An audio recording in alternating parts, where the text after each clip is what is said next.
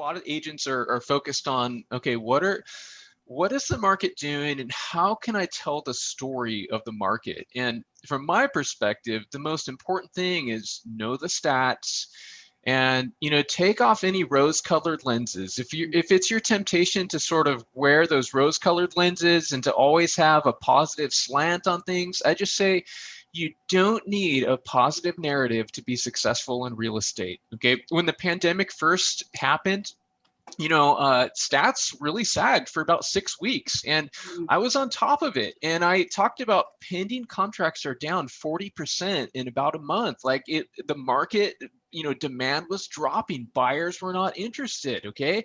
And I think in real estate, it's like, well, but they didn't have access to the properties and we couldn't do open houses. That's part of it. But the bigger part was buyers were spooked. They were standing off. And I think by and large, most people during that time said, thank you so much for these stats. Okay. I wasn't spinning it in any positive way. I'm like, look, there's profound uncertainty.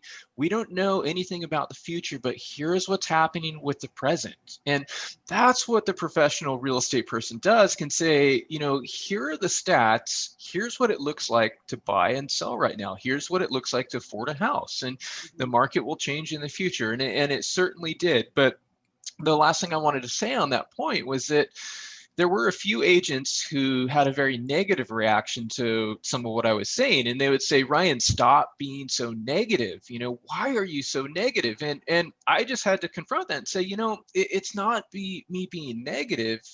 These are the stats right now. And I think what that does for some people is it confronts them with their shtick in business, with that positive only narrative, with that feeling that the only way I can be successful in real estate is to sort of manipulate people or try to convince them that something's good. And I would say, stop any convincing. You don't have to talk anyone into anything, but here's what affordability looks like right now. Here's what it takes to buy a home. All right. Because the problem is, you build your business on a positive only narrative, then what happens when the market isn't positive? What happens when prices go down or we enter into a different cycle? Then all of a sudden you don't have language to talk about the market, where it's only about, because it's been about, I've built my business on this, like everything's great. But then when everything's not great, it's like, oh, well, I have to reinvent my business entirely. And so that's why I say, take a step back, forget the positive only stuff, and let's just focus on the numbers and the context. And be like, hey,